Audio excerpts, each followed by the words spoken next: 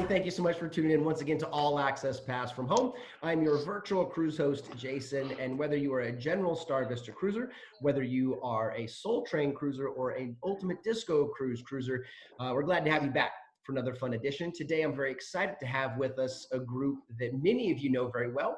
If you've not been on Disco or Soul Train, you won't know this group as well, but of course, all my Soul Train cruisers and all of our Disco cruisers, you know exactly who this is. This, of course, is Urban Guerilla Orchestra, otherwise known as UGO.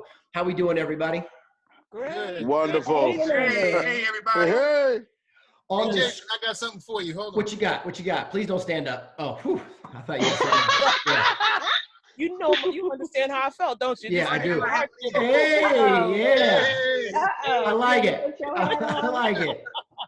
Representing the Soul Train cruise right off the top. Right. So let's keep it all consistent. I appreciate that. I appreciate that. Well, if you don't know, for those of you watching, if you don't know who we have on screen right now, at the very bottom of your screen, and forgive me if the screens are off, so I'll have them wave and say hello. On my screen right now, at the very bottom, we have the lovely Naeemah. How are you, my love?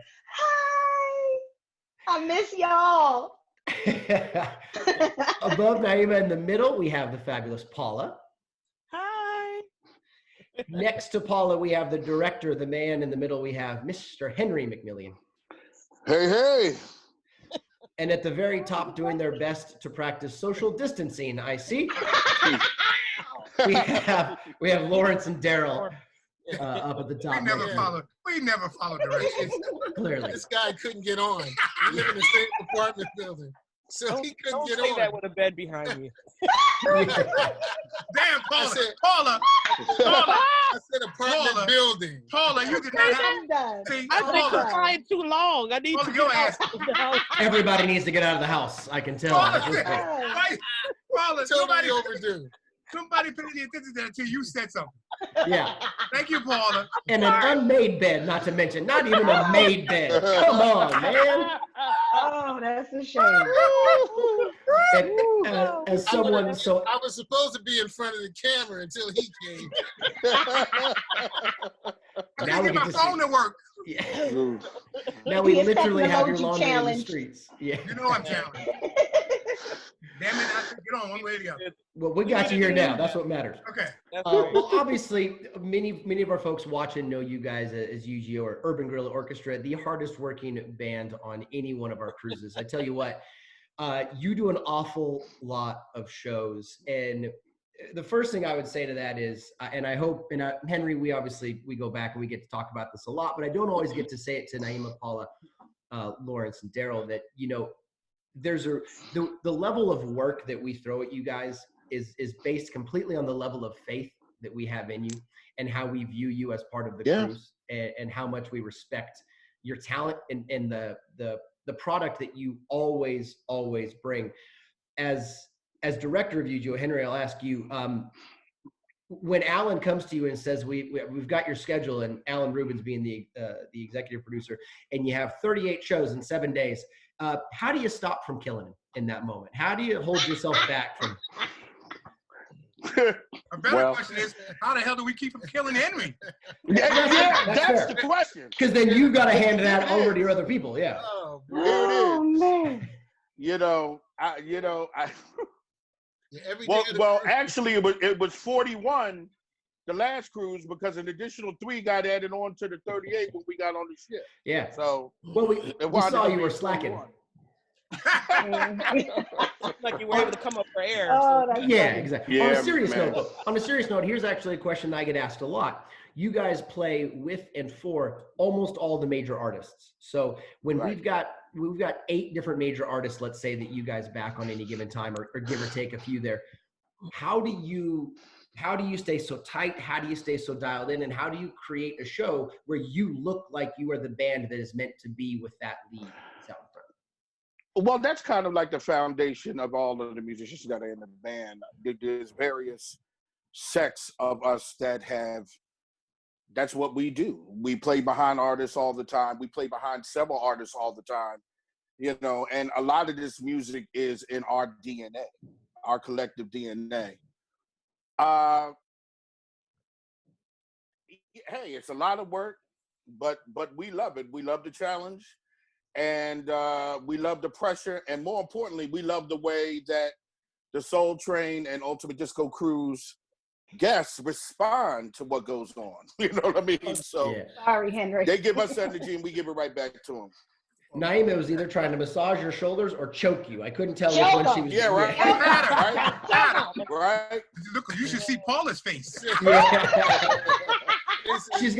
Paula's got that professional smile on. Oh man. Yeah, she looked like if I could get you around the corner. Yeah. Boy, just wait till I get out of quarantine. I'm gonna catch you. I just don't want to be the first suspect. That's all. Yeah, I understand. I'll beat you to it this time. Right. Paula, they're picking you out the lineup. They picking me out the lineup. Wow, it couldn't be her. So before we go individually around, and I do want to talk to you all individually, Henri, tell us a little backstory. Tell us how UGO comes to be back in the beginning. Not how it necessarily comes to be a part of the Star Vista family, but how does UGO get created? Well, it goes back, I guess, about less than 17 or 18 years, more than 15.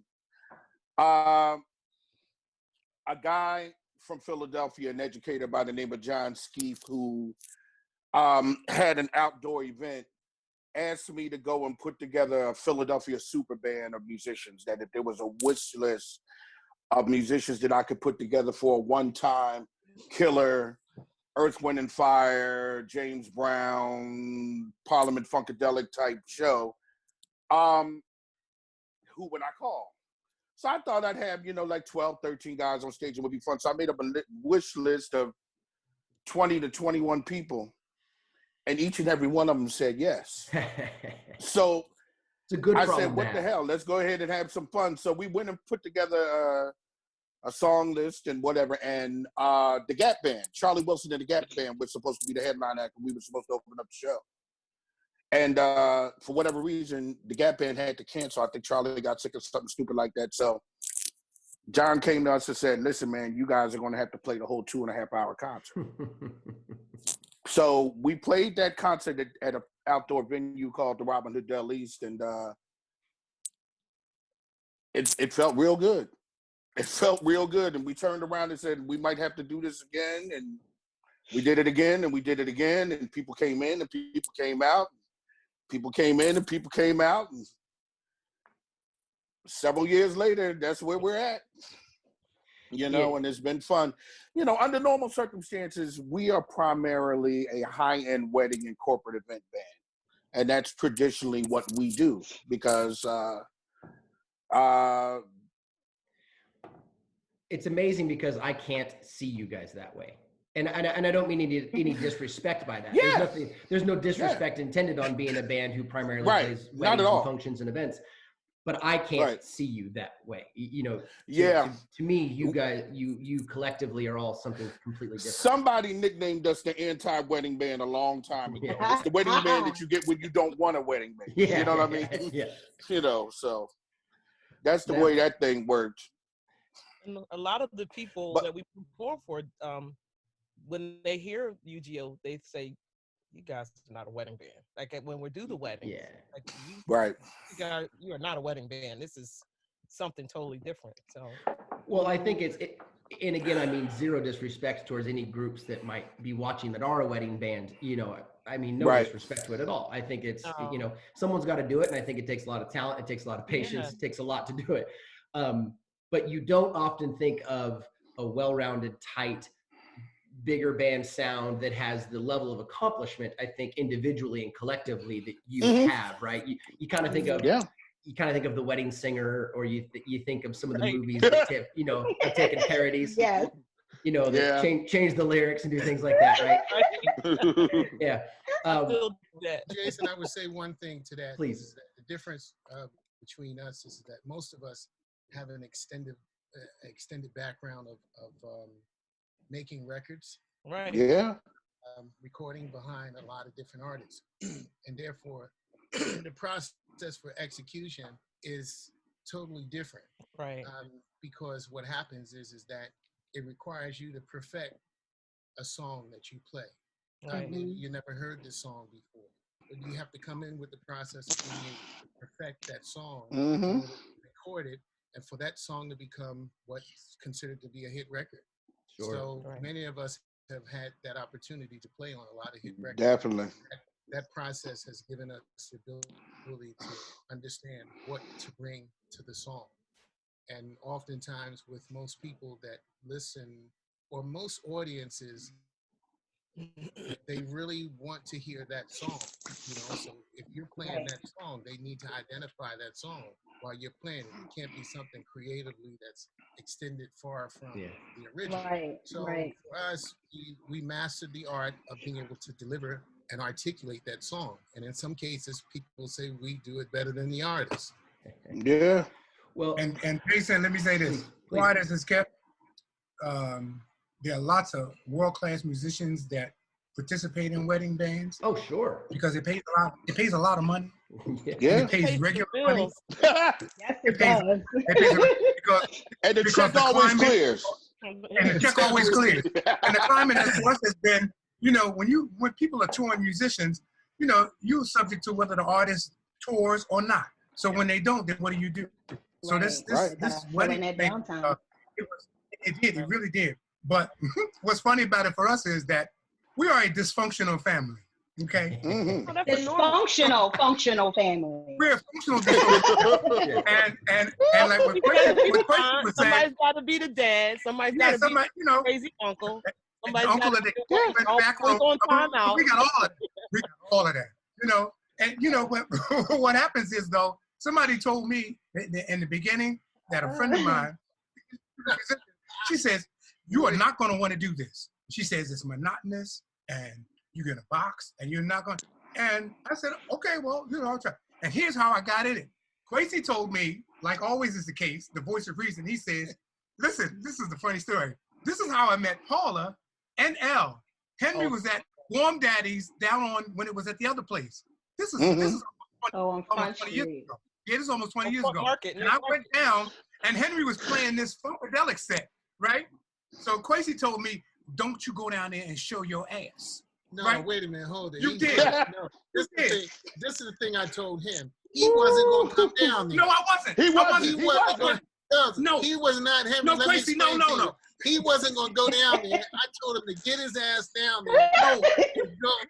Henry, no. Okay, you wait a minute. You would not have known him if it wasn't for me. No, that part is true. But wait a minute, that part is true. But the other part, no, the real part of it is this. Henry, when you were trying to do collage, the wedding band, that's what Kwasi said.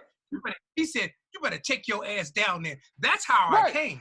I came to. No, that's exactly how you came. Henry, because I had such a good time that day. Well, Paula and Elle on stage, and Ronnie was with me, and she was sitting there and said, don't you show your ass. Don't you show your ass. So what happened was Paula and Elle was singing. Paula, do you remember this? No, Paula wasn't there. Monique was there. But don't let the facts get in the way of a good story. Don't let the facts get in the way of a good story. Finish your story. Maybe it was the hip. Listen, it was the hips. Okay, I'm fine. Okay. That's funny, the hips. Yeah. It was so lower courages. It was a lower courages. You know, it was a twin. There were twins following Monique around too. So anyway. Yes. I know my twins. Jason, we got jokes. You know we got jokes, right? Listen, it's almost like you said. Okay, so it's a dysfunctionally functional family. I think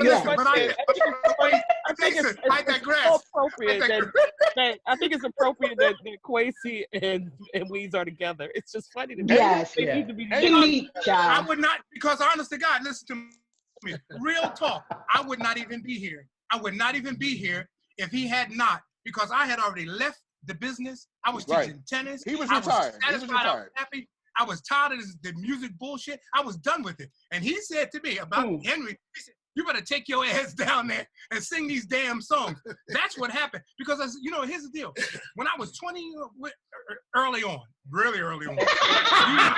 Really early on. You said 20 like it was last year. I was 20, you know, last month. Listen. So what happened was, Kwasi used to drag me around. He used to drag me around. It was after the Dixie Hummingbirds, and he was doing Harold Melvin and the Blue Notes. And Henry, this is how I got with Harold Melvin and the Blue Notes. Kwasi was the band leader, right? So I went. Harold was supposed to have a review. He had one guy doing Teddy, and I was supposed to do Jeffrey Osborne and People Bryson. And I went on the road with these lunatics. And man, oh man, I'm telling you, that was the funniest shit I've ever seen. I had the time of my life. I was like 21, 22, whatever it was. It was funny. I'm telling you, because you know how this story like that. But an example, every single time, every single time, it would be, and wait a minute. Okay, I'm gonna tell you another funny story. So Naeemah is the belt carrier. Naeemah's the belt carrier in the group. Oh. So I always wait till the last minute to change my clothes. So Naeemah, she comes in the room and she says, "Are you dressed yet?" I go like this. He jumped like his mama came in the room. He jumped like his mama came in the room with the belt. Did I tell you not to jump on that bed? Get back. Okay. Again, all right. Okay, so we are the so Jason, so that you understand how dysfunctional we are. Okay. Now you know. Okay. You act like I don't know y'all. Okay. Let's get back on script now. Well, why don't we go down to Naeemah? So we just got a little story about how the fabulous Lawrence took his ass down there and sang some songs. Right.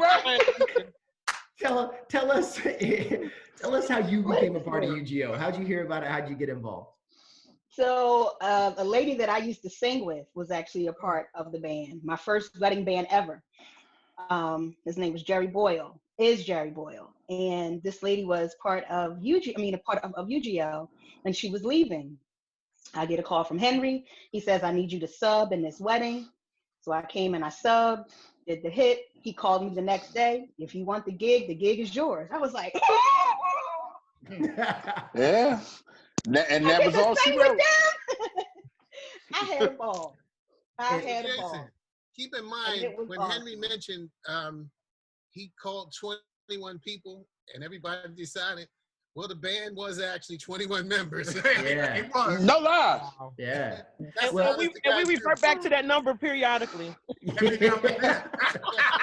Periodically, we have 21 people on stage. Labor Day. We used to do the Ogon's Jazz Festival. Yeah. It was like 23 of us up on stage at one time.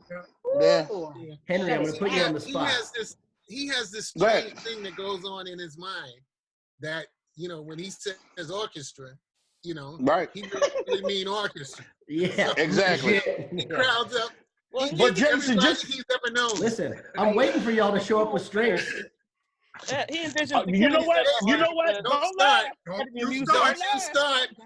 Don't you start. It's too late, Jason. You already put the ideas in. I know. And it's okay though. He envisions the Academy of Music and listen. And why wouldn't you? Why wouldn't you? Right? Exactly. That's what we should be. If you're gonna do it, do it right. Henri, I'm putting you on the spot. When Naeemah came out and sang that hit for you, and you called her the next day, what did you see or hear that made you realize you wanted her full time? It just worked. That's how anybody gets into this band. It's got to work. We don't go to them. They have to come to us because the foundation of what this is supposed to be is already set. So the person that's going to work is somebody who's going to be able to go and get into their lane and stay there. It's not a fusion chick career situation where you have to show your chops and your ability. It's more so an organized confusion. That's what I like to call it. It's an organized confusion, organized chaos. And so everyone in this band is able to go and stand on their own 2 feet as a soloist, except me. Okay. But let me tell you though, Jason, it's a beast. When you get around all of them for the first time, and I'm like, oh, I gotta sing after him. I gotta sing after her. Okay. Yeah. And Kwasi, this was when you had locks down in your butt. Right. That's and Jason, here's something that you probably don't even know. In the 5 years that this band has been together on Soul Train, believe it or not, our 5th anniversary is January of 2021 coming up. Every last person that anybody on the ship has seen in the cruise and the lounges are former members or current subs or whatever of this band. Every last person you saw, with the exception of Destiny Marie, Carol Riddick, Al Barak, who did the Marvin Gaye tribute, Kenny Jackson, every last person that you've seen on this ship is a member of this organization. You know, so that lets you know how vast the reach is. And they ain't no slouches. You gotta have your game up when you come up in this joint. right. I was like, don't nobody want to sing after Paula. Don't nobody want to sing after Paula. Right? Oh, yes, hey, Jason, you don't know that we jump her at backstage at end of every show. They do. I got bruises on my shoulder still. They got more bruises on my back. But Jason, here's the funny thing that I just want to share with everybody about how sometimes in life things don't happen until they're supposed to happen. From the inception of the Soul Train cruise, I had been trying ad nauseum to get the band on the ship. And there were people who were working and said that they knew people that were able to go and get us hooked up. And I was never able to have it happen. And somebody called us to do a gala in Philadelphia. And we did the gala. And somebody that Alan Rubin, who's executive producer of Soul Train, was negotiating with to bring on this ship, was calling us to be their backup band. The situation never worked out. And so Alan hears me having a conversation with this person while I'm at a meeting with him about a whole nother function in Philadelphia that had nothing to do with Soul Train. So I never even knew that Alan was involved. Alan says, Henry, you want to do Soul Train? You guys want to do Soul Train? And I said, of course I want to do Soul Train. And Alan picks up his phone. And literally 120 seconds later, after he got somebody on the phone, it was done. Just that quickly. That's crazy. You know?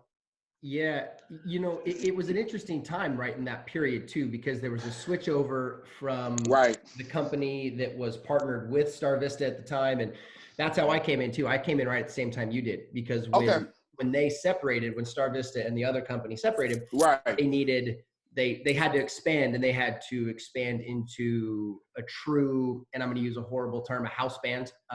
Please don't take that personally. They wanted, we needed a central band, a Soul Train cruise band, if you will, that could do all the things you guys could do at the level you do it, and a host and all the, you know, a producer, So we all kind of came in at the same time, and you know, it was a good time. It was kind of a crazy time because, you know, I mean, you were there at the start of disco. All of you guys were there at the start of disco. Yeah. When you're starting a new franchise, it's kind of, even though Soul Train had existed and was wonderful before, I certainly don't take anything from it in the past. Right. Star Vista had to recreate how they were going to do it because they lost or divorced from a major partner and player. So, you know, we really kind of, what it is today is a lot of that groundwork was laid at that time, 5 years ago, 5-6 years ago, you know, when they started recreating everything. Before we go too far off, I do want to hear from Miss Paula. I made you go last in this because they said you can't ever go first because no one wants to follow you. So, Hello. Paula, tell us about how you found out, came to be in UGO. Well, the truth is I've known all of these folks, definitely Henri, Kwasi. I think I've known you two the longest. Well, no, I've known Lewis the longest because we went to high school. That is correct. We at ninth grade is when I met Lewis Taylor, and he was singing in the concert choir. So I've known him since then. And then Henri and I worked together with a wedding band called Cutting Edge Orchestra. So I worked with him there. And for 10 years. For 10 years. Yeah. And for the most part, I toured behind many artists. And one thing I wanted to piggyback off of what Kwasi said, the thing that I think makes UGO work so well is that it takes away nothing from any of the other bands, but every person in this organization is meticulous about their craft. And I know I am. So like when you work with these major artists, the way you keep your gig is you are on point, you're flexible, you can change at the drop of a dime, you know, and give them what they want. And more than that, you have to understand your instrument, you know, how to soften, how to make it harder, how to blend. And the background is harder than people think. They think it's easy, but that's harder than doing solo. But how I met, so I've known Henri forever, probably since high school. I remember seeing him at a West Philly High something talent show or something. So that was like 20 years ago. Yeah. Right. For like 30 It's like Lawrence, right? 40. It's like Lawrence. Well, Lawrence, yeah. It's 30 plus. Just last year. Last summer is what I meant. Yeah. So with UGO, I was coming to the end of touring with Anita Baker. I worked with her about 6 years, and before that, Patti LaBelle, Phyllis Hyman, Regina Bell. We were great friends. I worked with her 12 years. Phyllis Hyman, Teddy Pendergrass. I've recorded with so many people. We understand. You're really good.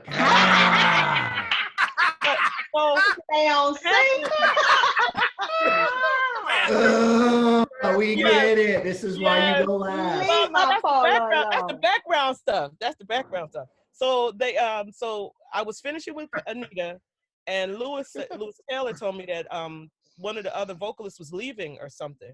And he's like, yeah, I keep telling Henry to call you, but he said you're working. So I said, no, just tell him I'm not working. So anyway, eventually the phone call was made, and Henry had me come and sub in, and I've been there. And actually, Naeemah and Weeze, they started a campain. Yeah, they really did. If you don't keep, they really did. I'm leaving. Hashtag no Paula, no no, Jason. No. See, we tell the truth and shame the devil. You know, Paula and I are like the fraternal. The fraternal twins. Water and oil. And you know, listen. We gonna argue with. I ain't gonna let nobody else disrespect it, but we gonna argue all the time. Yeah. So I had done 10 years with Paula, and I'm like, oh boy. We did 10 years. We did 10 hard years. Hard time. And the two of them called me on the phone and basically said, it's either Paula or we're leaving. Put our foot down, dang nabbit. That was it.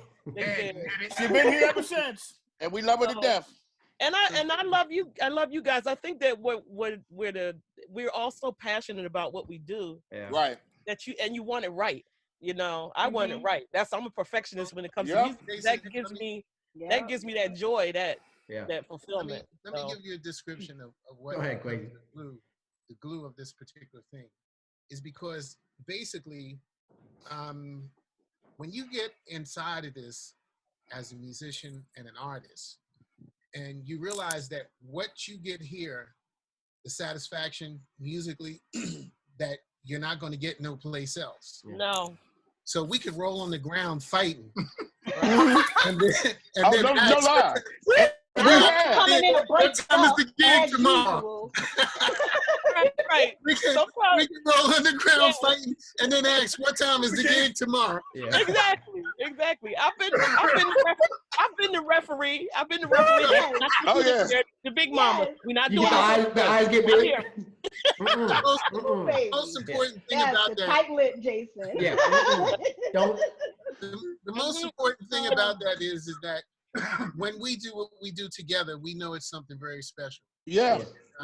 That's the thing that really makes us who we are, because we realize the value that we have to each other. Right. You can go do other things, but it's a different type of thing, and it doesn't bring the kind of fulfillment that we get from each other. So I don't think that you can be friends. I don't think you can work with somebody for 30 plus years without having some kind of bump in the head. Well, honestly, and I think that when you get to that point of respecting each other, yeah, we've taken out. Oh, never mind. I was gonna say, it detracts from it if you can't be honest with each other, and if you can't, if you can't have those, if you can't disagree without disliking each other. You can disagree. I love you, but I don't like you right now. Exactly. Listen, I love you. I don't have to like you. And I'm not gonna let nobody else hurt you, because I get mama bear on. No doubt about it. You know the scene from 5 Heartbeats when they roll around on the stage? Remember that? Yeah. Yeah. Okay. But before, because I want to make sure that this part is not glossed over, whatever. and we'll get to talking forever, and I'll forget to say this.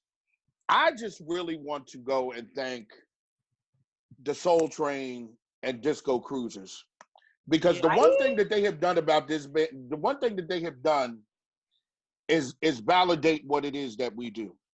Sure. These people love us to death, like to the point where literally artists on the ship walk up to me and ask, do you guys have a record, or were you guys something else before you got here? Because they see how the audience responds when we're playing, and they don't get it, because, you know, we are a rock star band without a record. Okay? Yeah. The band's never recorded. You know, well, yeah, we're gonna fix that. That's a whole nother discussion. That's not exactly true. Hey, Paula. But Jason, I swear to you, the people on these cruises wear us out. I mean, the energy that they give when we're doing what we're doing, it is like a 12-hour marathon with these people times 4 in a day. But listen, just to kind of put it into like a serious like way of looking at it, my aunt came on the Soul Train cruise. Her first time there. She came home and told everybody, I felt like I was on the red carpet at the Grammys. Yeah. She got off the bus to walk into the terminal. Yes. Everybody was like, there you are. Yeah, the love is real. Jason, the love is real. And not only is the love real, we had, since the time we started, and this being the 5 years coming up, I know everybody else can throw in on this, I've got no fewer than 50 new friends. Yeah. I stay in contact with. Keep in contact with. And I stay in contact with on a regular basis. Yeah. I mean, some people that I just met this last time, they thought that I knew this guy. Like, did y'all come to both together? No, I just met him like 3 days ago. Exactly. You know, I mean, just, and like the folks from Australia, you know, I talk to them like every week. Exactly. John. Well, John and exactly. Oh, man. Like everybody Boogie Wonder Band. So great. And so many people came up to us. There was one thing though, like so many people came up to each of us on the Ultimate Disco Cruise. They wanted to know, like, when are you guys playing? When is your show? When are we not playing? We're not playing this time. No. What? We're going to write in. We had to start lying. Paula, we had to start lying, saying, no, we're going to play later. We're going to play later. Right. Your own show. No, we're going to do it later. No. You know, it's interesting. We really want to hear you guys. So. It's interesting, you know, with Soul Train in particular. It is a discerning group of guests. Yeah. You know, it is a group of guests that in their head and in their ear, they know what it should sound like. They know who it should sound like, and they know their tempos. They know their. Why didn't I hear in that like you? Right. There's that one note in the third. Wait, what? Like, that's right. These folks know what they're listening to, and they are educated consumers. They're an educated consumer, exactly. Musically, beyond all else, in terms of just that cruise, they are so dedicated to their artists and their music that it is I hope you can see the testament that it means how much they adore you. I mean, they're purists. It totally does. I mean, when it gives us, I think I can speak for everybody with this.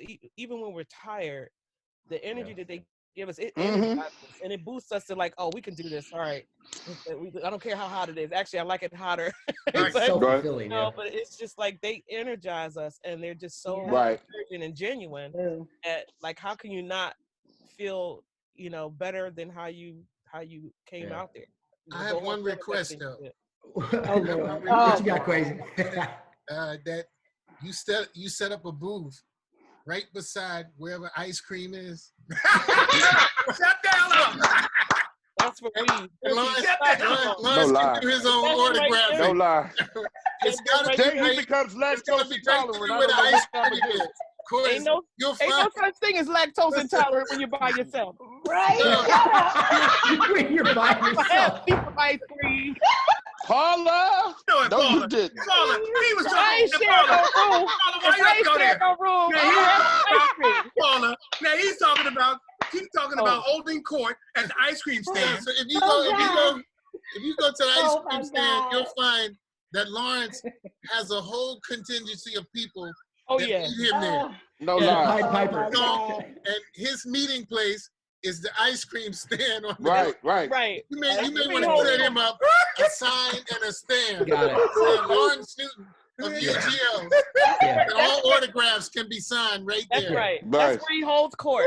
That's where he holds court. I've heard of worse places. I've heard of worse places. And that's where all his fans meet him at. Turn off Paula's mic. Turn off. They know where to find him. Yeah. Wow. You know, it's might be right. It's interesting on that note too, that and whenever people ask about these cruises, I say the same thing, and I don't, whether it's the country cruise or the Soul Train cruise or whatever cruise it is, doesn't matter. If it's a musical cruise, people buy the ticket. It's not hard to sell someone once. I can say to you, look at these 9 major headliners that are going to be on the Soul Train cruise. You've never been on, you got to go see it. Absolutely, we're going. It's easy to sell somebody any product once. It's hard to sell them the same product twice, 3 times, 4 times, right? That's right. That's where it gets tricky, because now you're a discerning customer to your points about music. And now the folks are looking at it and going, well, why is it worth my money to come again if I've already experienced it once? And I truly believe this, that the major headline artists will sell the ticket up front, but it is every other group that they don't or didn't know about that will bring them back the second time. That's right. It is the UGOs. It's you mentioned Boogie Wonder Band on Disco Cruise, et cetera. Right. It's the group that they may not necessarily know that well, but they've heard. It's that aha moment. And you go, oh my gosh, there's 6 of my favorite artists or 8 of my favorite, and then I know I'm gonna get, and I trust that I'm going to get, and I know that they're going to bring. And you guys are a huge, huge piece of that in Disco and Soul Train both. I mean, I think I've said it, I don't know how many times I've said it to you, Henry, and I've said it on stage. If there was a spine and a heartbeat of the Soul Train cruise, it's UGO. I mean, you guys are the one tie that we appreciate that, man. Thank you, man. We do. It's so true. We put all these major artists out there. And, without naming names and going into any places we don't need to, because we're not going to do that, not every artist hits the way that the guest wants them to, right? Right. Or sounds the way that the guests want them to. But they know that your consistency is always there behind that artist and when you guys are in front. Right. And, that's something that you can't, that's not just every band off the street. That's not just any band you just bring in to do that. So it's admirable, to be monsters individually, but to be able to collectively come together and put aside the fact that individually you all are monsters and could be doing your own things, but to put that aside and be an all-star group it's epic. I think what drives that, and I mean, for me, I think what drives that is the love of the music and how people are moved by it and how they feel better than they did. It's like the greatest medicine. I always say that it's medicine because it's not like a glass of gin or whatever, whatever. It gives you a different feeling. That's why I miss it now. I need my therapy. I need my therapy too. I need my therapy now. To be honest, it's called drugs. It is a drug. It is. And they all, and each of these characters deliver it so well. And what I love is we really like each other. Like we are having a ball up there, and it's in certain cases, the audience is not even there for me. I'm having a good time with everybody up here. Yeah, we entertain ourselves. You're out there. Hey, I'm glad y'all can come to our party. Hey, Jason, you know what the truth is? The truth is we show off for each other. Sure. We do. Sure. That's the truth. That's the truth. Because it's just like, except for turn Paula's mic off, but we show up for each other. Right. It's crazy. It's crazy. They get the coin collector ready for weed. Oh, yes. Pop it out, baby. When you hit those high notes, it's like a jackpot machine going off. If you knew some of the stuff that they said, oh my God. And listen, we have every not day. Too much laundry now. Come on, not too much laundry. We have the time of our lives. Because at some point we know, and I know in this song, I know what's going to happen. The audience can't see, but if they knew what was going on behind me with these two, right. But you know something? But listen, I'm sorry. Go ahead. Naeemah, go ahead. No, I've been saying since day one, I'm a fan and I'm in the band. Right. Yeah. And I had such a good time. Right, we're all fans of each other, no doubt about it. Yeah. I had such a good time. Yeah. So and, you guys mentioned real quick, we the five of us would be remiss if we did not acknowledge the other. Absolutely. Please. 25. 7 of us. The other 20, the other 47 members of the band.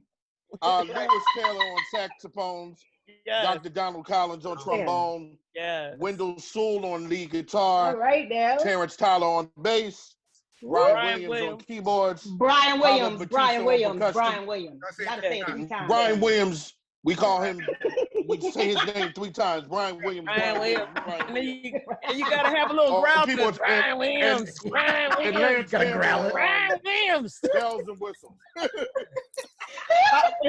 He got Pablo Batista. I know we were kind of talking over top. Yeah, Pablo Batista and we said Brian. Did we say Brian Williams? Oh yeah. We said everybody. Yeah. Brian Williams. And wait, Lance. Lance goes. I said Lance. Henry said. I said Lance. There you go. I just heard Brian Williams. Brian. You're still stuck on Brian. What you forgot was Stan Davis. Oh yes. Well, Stan Davis is in for Butter on Disco. That is correct. No, Stan Davis is in for us for a lot of reasons. Gospel. Yeah, right. He's been on the ship for the whole thing. More than this one thing. He's a monster. He is a freak of nature. He's a monster.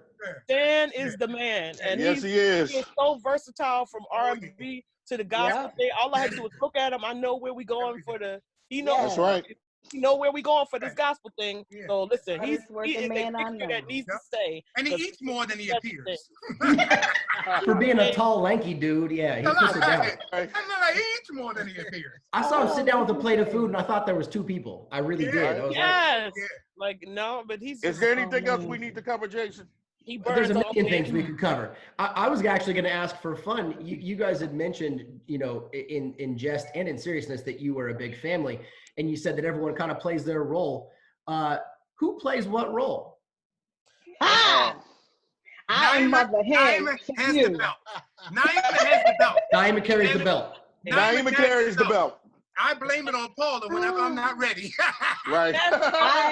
I am the one that tries to keep the peace, make sense, and make sure everybody has the woosah moment. Yeah. On Henry, guess what? Only 60 minutes. 60 minutes to go. Keep him That's it. We gonna get through it. Yep. I'm the emotional aunt.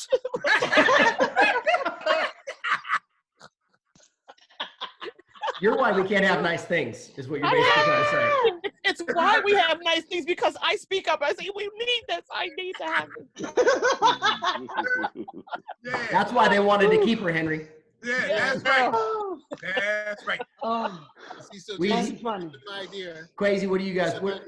Kwasi's the philosopher. He's the voice of reason. To give you some idea how this goes, Lawrence and I are first cousins.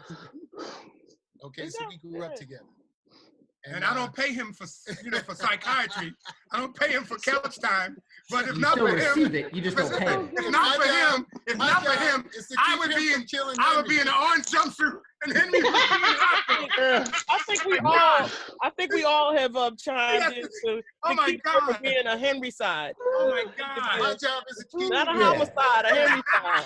A Henry side. That's the job. Hey, listen. Oh my Somebody's God. got to be the bad guy. Oh my God. I understand. Wait a minute. And Jason, the other thing, I am Henry's finder. His phone, his trumpet. Oh my God. Yes. Yeah, I'm his finder. Henry always leaving that phone. And I keep Henry praying. Yes, Lord. Probably good. You need more. But do you keep praying for him? That's all. I do. Oh yeah. I pray for everybody. Yeah, I'm that. That's my other. That's my other goal. Yes, I pray for all of them because he's the one that keeps me and Paula busy with the vocal Olympics. Yes, yes.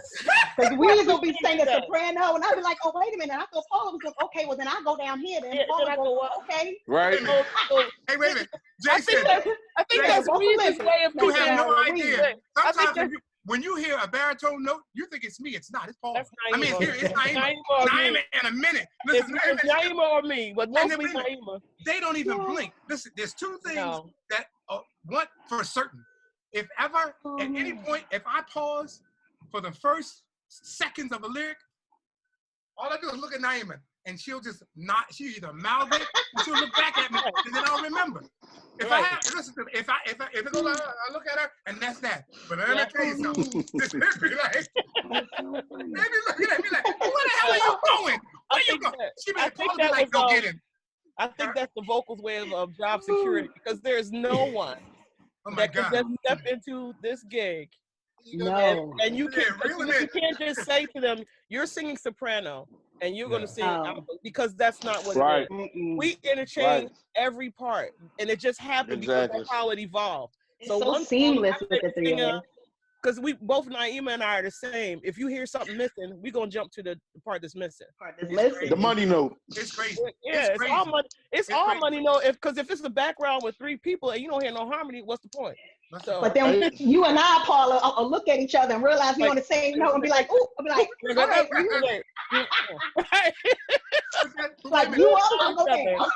Everybody that has come in to sub, when we start, I just say, I'm sorry. Right. I tell you where you're gonna be. You just gotta listen, because sometimes it changes. You might be on the bottom of this one. Right? Hey Jason, if you ever listen, the next time we do I'm Every Woman, right? Yeah. And then watch them too, and watch Naeemah, because whenever she sticks out her hand like this, here come the change. I can't see your hand. I put my hand out like this. Oh. When Naeemah does, or she'll do both of them like this. She's like, make change. Because we get to that part, Squeeze me up there, honey. I was like, you better squeeze them butt cheeks, baby. Yeah. Squeeze them tight, pop out them shoulders. Get all of them out. See me back, and then Paula start going like this. They go to diamond. Listen, I got to get the twins involved. They got to help. Oh, Lord have mercy. Man. How you feeling, Henry? Man, look at Listen, I tell you, man. He started it. Henry The wheels fell off a half an hour ago. I didn't know we ever had wheels. Henry started by talking about his legs being exfoliated. Right. Oh, that wasn't even on camera, but now we're on camera. All you need Wow. Wow. I'm sorry. Paula said, what is this dirty laundry? This should probably be in the street. Let's just put it out here for everybody. I didn't realize we were for her. I'm sorry. Henry, exfoliate your legs. I'm going on timeout now. Yeah, because that's time. Wait a minute. I really didn't mean that. I'm sorry. It's all right. Oh God. Listen. I think this was Henry's point. I think every man in quarantine with his significant other is going to come out of this with a whole new understanding of what it is.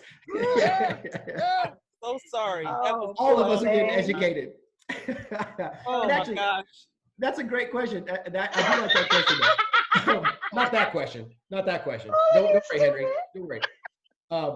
What are you doing with your time? Obviously, right now, without your therapy, your drug, without your ability to step on stage to entertain. I'm jonesing. How are you feeling your days? Naeemah, let's start with you. What are you doing these days? My day don't change with my dad and my grandparents. Got to do grocery shopping, pharmacy runs. I even started working out. I got the time now. I ain't got no excuses. Right? Yeah. Got to get some of them LBs off that I gained from the cruises. Cruises are good at that. Cruises are good at that. You know, just kind of listening to music, learning new stuff, revamping old stuff so it feels fresh when we come back out to do it. So that's really it. Do you still hanging in there? Do you? I mean, are you singing every day? Are you still? I have to do something. Yeah. Even though it's only for the showers and me and my neighbors underneath me, but you know. You're somebody here. Let's be honest. If there's other neighbors that are getting that show, let's be honest. They're happy. There's people down the street. I got the windows open. Oh, they do. They're happy. Paula, how about you? How are you feeling your day? I'm spending a lot of time with my children and my dogs, and doing a lot of baking and cooking. You made them cookies. Hold it. Bacon.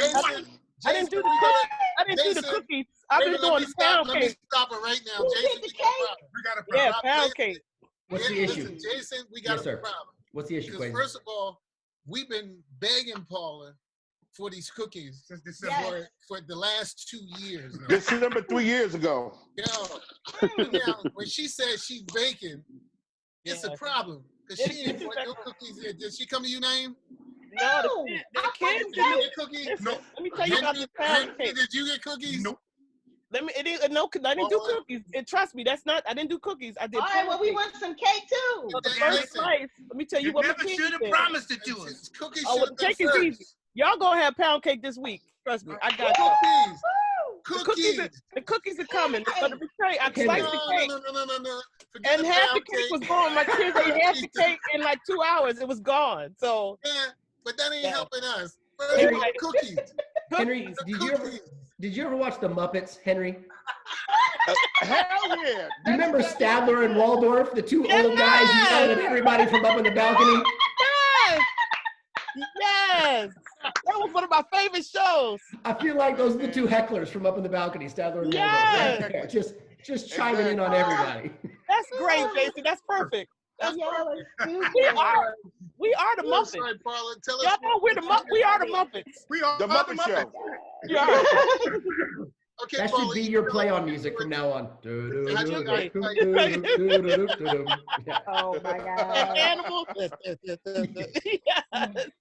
Yes, but cookies are coming. I do promise you that it's coming. Okay. Thank you. It's coming because the bakery just reopened because I've been recovering from the vertigo thing. Yeah. So. How are you feeling? I know you were on the. I do have to give you that, but but other than that, get the cookies done. We only started this cookie thing 3 years ago. So. I'm doing well, thank God. Things are getting better today. So weaning off the cane. I'm off a bit more than on it. So that's all right. You mean your kickstand? One of my kickstands had to buy a pink one. Hey, hit that one good note, Paula.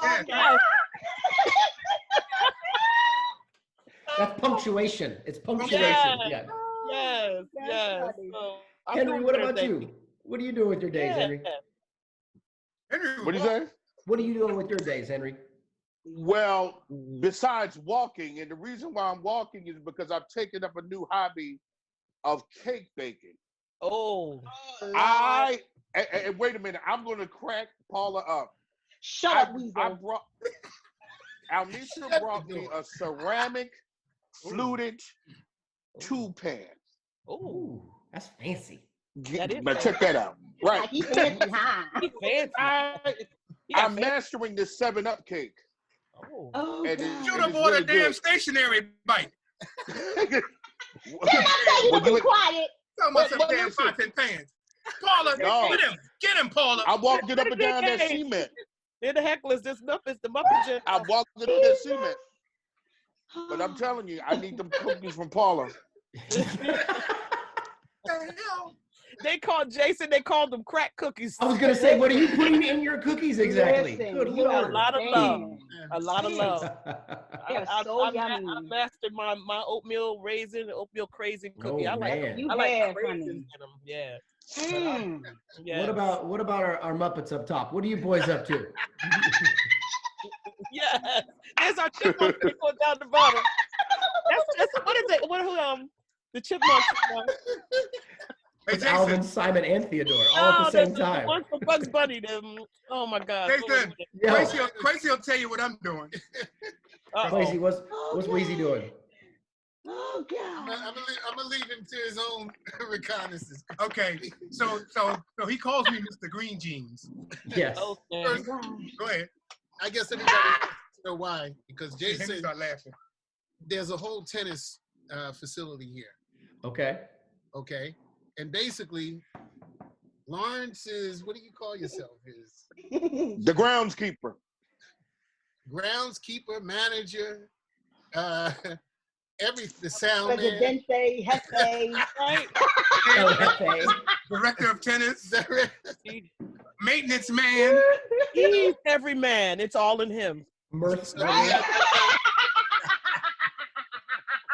He says, hey Jason, he says I'm Jamaican. Because at the end of every day, he said, you got 7 jobs. You got 10 things. Another job just opened up. Go. Jobs, man.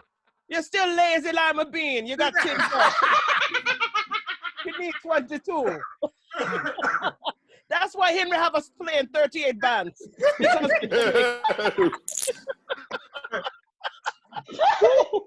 And Jason, this is Yeah. Yes. That's For real. good though. You need this, right? Everybody needs this. Oh my God. You need Everybody to do needs this in that. life. Well, Jason, before we, so- Are you going to be able wait. to edit this, Jason? I edit what? What could we possibly edit in or out of this? I promise I won't say it again.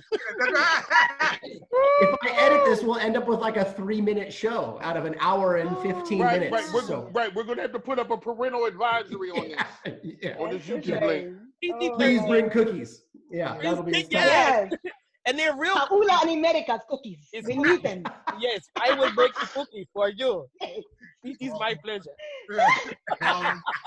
Henry, I don't know when we lost it, but we lost it, Henry. I'm sorry. Oh yeah, we lost that a long time. That was 45 minutes ago. Yeah, I think when we said this would be a good idea is about when we lost it. Right, exactly. Jason, I got to tell you what Kwasi does. What you got? He plays drums above and below me. Oh. Okay. He lives above me. Okay. He plays all the percussion above me. Then he goes into the basement and plays the full kit below me. Got it. Right. So, And he makes pancakes. oh, wait. Oh, Okay. yeah, I All heard right. about that. Blueberry. Okay. Where my pancakes? He is the fat lady that lives above me because, oh, can he cook? And my Oh, eggplant boy. parmesan. And Oh, my boy. macaroni and cheese. Oh, boy. I Okay. told him, I said, I think. usually when birthdays come up, we typically go to Cracker Barrel, you know. So everything was closed. So I called Lawrence. I said, you know what? This shit was all right up until Till now. you can't go to Cracker Barrel. Right, exactly. Yo, this is a problem. I said, okay, well, this is what we're gonna do. We just gonna break into Cracker Barrel and go ahead and cook our pancakes. Clean up and not have like somebody there. We'll put our mask on. I already got the Yeah. mask.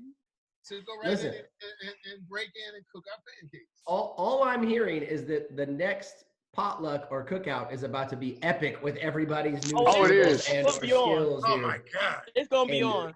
And if I'm not You gotta invited, we're fighting. You gotta That's all I'm come. saying. I know that's right. You always Oh, no, invite. you gotta come. No. Oh, no, listen. I want to say one thing to you, Jason. You are the best. You have been the best since day one, thank since you. we met you. No doubt about it. For Thank all You in the family now. We're going to talk Yeah. about you to your face. Yeah, right. Yeah.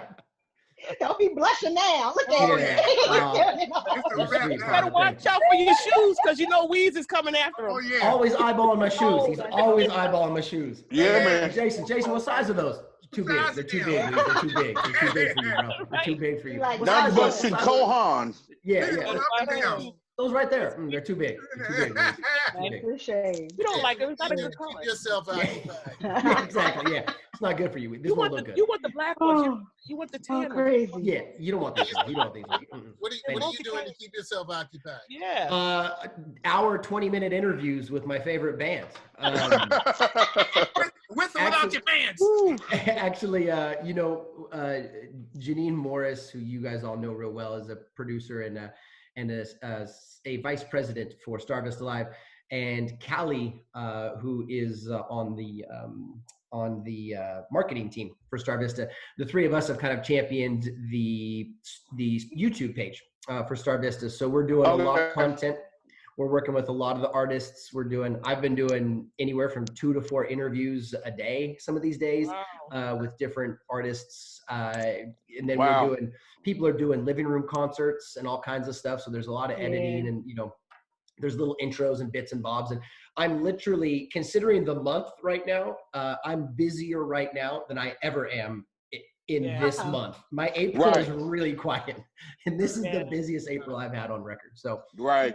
But I love it. I think you were saying it a moment ago, Naeemah, or I say a moment ago, an hour ago. I think you said it.